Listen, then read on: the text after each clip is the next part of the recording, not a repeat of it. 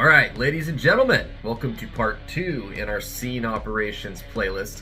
And this video is going to serve as a little bit more of an interactive exercise, practicing the scene size up and can reports that we talked about in the last video. So if you have not seen the last video, you need to first stop this video, go back, watch the first due unit video, which talks about can reports.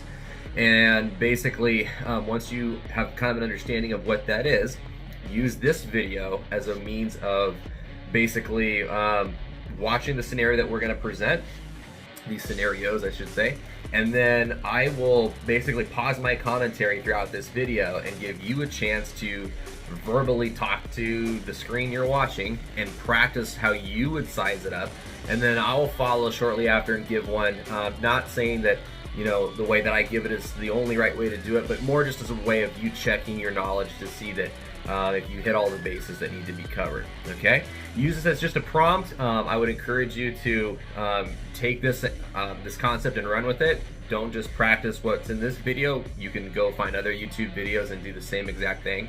Look up footage of emergency crashes, fires, medicals, whatever you can find. There's lots of stuff out there. Heck, even your favorite, horribly inaccurate TV show, and use that. But the idea is that we want to practice these and get it so fluid and so natural with them that they just flow, and we don't even have to think about it, even when it's 2 in the morning and we're under stress. Okay, that's the goal. Remember, all first responders are obligated to be good at this. It is our responsibility to be able to give a scene size up, especially working in an area where we may be the only agency responding to that call initially, and even if we're not, we very well might be the first at scene. So let's roll the first scenario.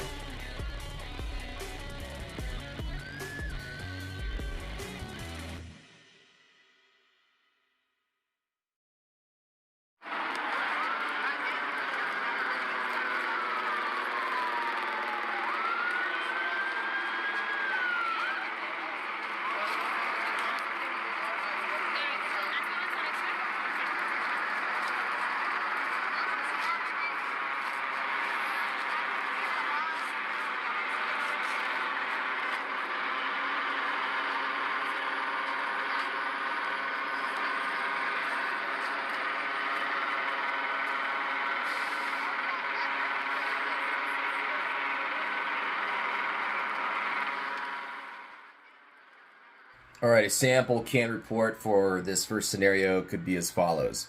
Trinity 301 is at scene of a 2-vehicle accident, significant intrusion, multiple victims entrapped, continue full response, extrication will be needed.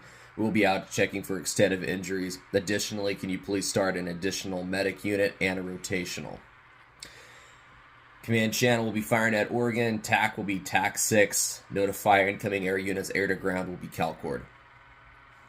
Something like that. So, and even then, that might have been even a little bit more extensive than we may need, but that's just kind of the full version for the worst kind of scenario.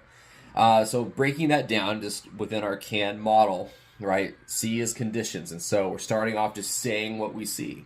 We're notifying all incoming units that this is a 2-vehicle accident and that we have victims that are entrapped. Extrication is needed. In this example, there's no fire anywhere, but we don't need to say that. We would just need to say that the vehicle is on fire if it was, and if it's not on fire, we don't need to say no fire. This isn't like giving pertinent negatives in a a medical report or something. We just won't say that if it's not there. And then A is actions. We're stating, hey, we're going to be out checking for extent of injuries. Obviously, it looks like one of these patients may actually just be a fatality, but we don't know until we check. And then N is for needs, right? And so we are notifying dispatch that basically, hey, we need extrication to be done on this scene, so that gets passed down the pipeline. And then as far as resources go, we asked for an additional ambulance and we asked for a rotational. Just getting ahead of the game, noting that this is definitely going to be a trauma alert kind of scenario for whatever victims are still alive. All right, and then of course the last part of it is once we've given our CAN report, identifying our radio frequencies. So anytime we have an expanded incident, we need to anticipate the need to open up a TAC channel. What is an expanded incident? Well, if you're still wondering what that means, an easy way to think of it is an expanded incident is one where multiple operations are taking place. Simple as that. Meaning, in this scenario, for example, we have multiple patients. That's going to require an operation, if you will, of treatment per patient. And then we have the additional operation of having to extricate them. So all of the rescue and extrication falls under its own kind of operation, if you will. And then once we introduce the aircraft into the incident, now we have someone that's going to need to go be ground contact for that aircraft. And you could even argue that that's an operation in and of itself. So you basically have all these different branches that are kind of coming off of the same scene.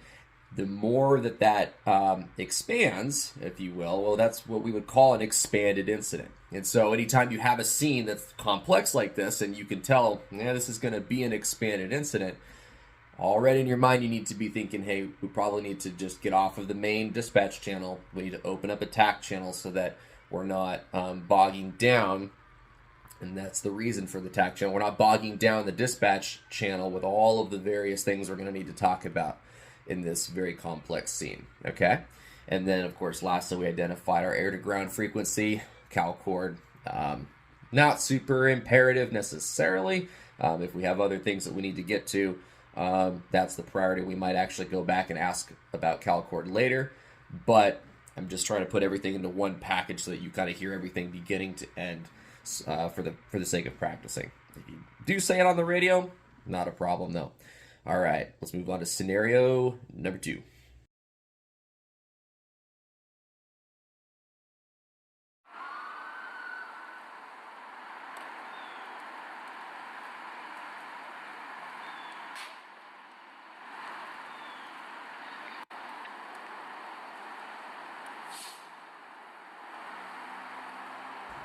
All right, sample size up as follows.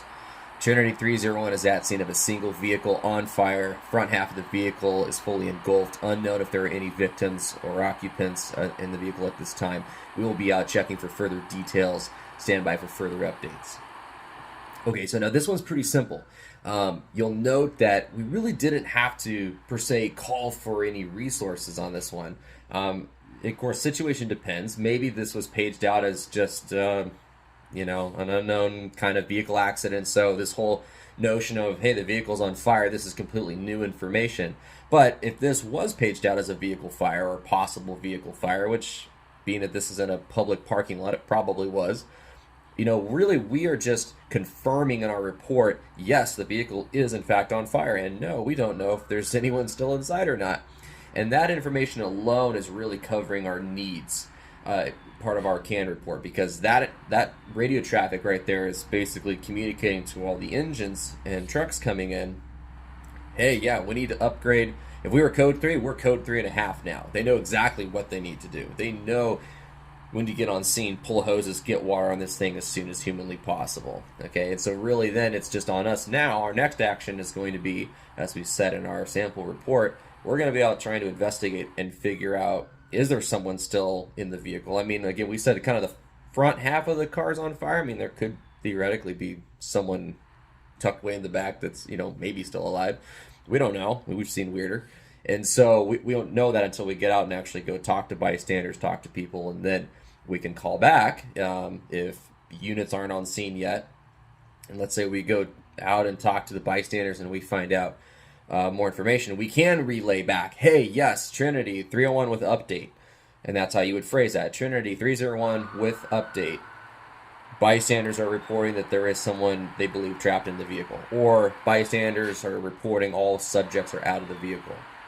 Something like that, okay? Again, don't overthink it. That's really the big thing to take away from all of this. We can practice and practice and practice. At the end of the day, we're going to run into some complex, weird scenario, and we're going to be like, I don't know what to say. Gather your thoughts. Come up with a succinct message before you press that push to talk, not push to think button on your radio. But then when you push it to talk, just talk. Talk conversationally. We're using clear text, and we want to speak concisely. However, we are just humans speaking to other humans. That's the big thing to remember. You just say what you see. It's okay to expound on certain elements that you feel like need more detail. If there's something going on that you feel like, yeah, I need to kind of take a more conversational tone and maybe expound a little bit more on this for safety's sake, do so. That's totally fine.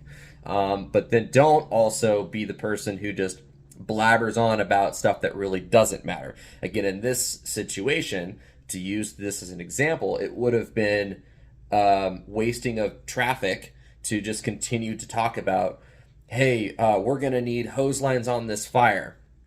Make sure all incoming units know that hose lines will need to be deployed for this fire. Okay, you said fire.